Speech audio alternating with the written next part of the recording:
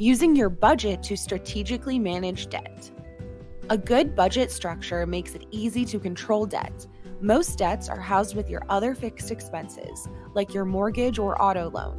But credit card debt can be tricky to find a home for. Credit cards are revolving debt, meaning your bill grows as your balances go up. But if you have a zero balance, then that bill disappears. If you pay your debts in full each month, credit card debt gets housed with your flexible expenses. But if you carry the balances month to month, you may be better off housing credit card debt with your fixed expenses. You assess your budget to see how much you can afford to pay, then set this amount as a fixed expense. Each month, use those funds to pay off your cards one at a time, starting with the debt that has the highest interest rate. If you have 5 cards to pay off, make the minimum payment on 4. Then use the rest of your funds to make the biggest payment possible on the card with the highest APR.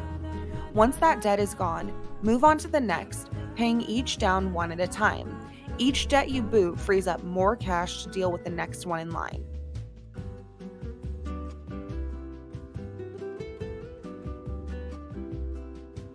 If you don't have much cash to start with, kick out the debt with the lowest balance first. Once you have everything paid off, make credit card payments a flexible expense and pay your balances off in full every month.